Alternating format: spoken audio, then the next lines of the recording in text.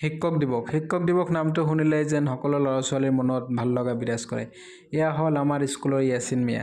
ইয়াছিন মিয়া শিক্ষক দিৱস পালন কৰিব বুলি সকলো ল'ৰা ছোৱালীক আগতীয়াকৈ জনাই দিছে। তেওঁলোকে যাতে সকলো ল'ৰা ছোৱালীয়ে যাতে দুটা দুটাকৈ বেলুন ঘৰৰ পৰা লৈ আহে। এইফালে তেওঁলোকে এটা বৰ্ডত ইমান ধুনীয়াকৈ happy teachers day to all my respected teachers লিখি থৈ গেটখনৰ আগফালে থৈ দিছে, যাতে আমি সকলো টিচাৰ সময়তেও দেখা পাওঁ যে হেপী টিচাৰ্ছ ডে। তাৰপিছত তেওঁলোকে ঘৰৰ পৰা অনা বেলুনকেইটা এনেকৈ ফুলাই স্কুলৰ সকলো কেইটা ৰুম তেওঁলোকে এনেকৈ সজাই পৰাই তুলিছে। এইফালে হ'ল আমাৰ মৃদুল আৰু ৰেহেনাই। মৃদুলে টিচাৰ্ছ ডেৰ বিষয়ে কিবা এটা ক'ব, তাৰ কাৰণে বাট চাই আছে। এইফালে এইটো ৰুমত আমাৰ সকলো ল'ৰা ছোৱালী মনে মনে বহি আছে। তেওঁলোকে বাট চাই আছে আমাৰ প্ৰধান শিক্ষক ছাৰে কেতিয়া শ্ৰদ্ধাঞ্জলি জনাব, তাৰপিছত আমিও শ্ৰদ্ধাঞ্জলি জনাম।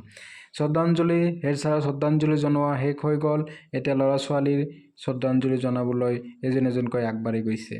এইফালে মই কেক এটা লৈ আহিছোঁ, যাতে ল'ৰা ছোৱালীক বুজাব পাৰোঁ কি কাৰণে শিক্ষক দিৱস পালন কৰা হয় আৰু কেক কি কাৰণে কটা হয়।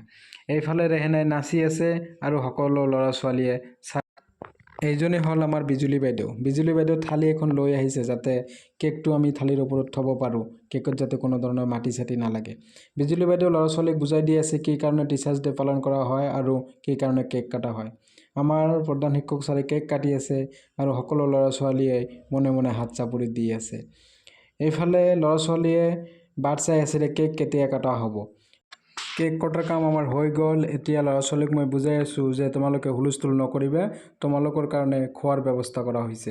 ভিডিঅ'টো আজি ইমানলৈকে। যদি ভাল লাগে তেনেহ'লে লাইক কমেণ্ট শ্বেয়াৰ কৰিব। ধন্যবাদ।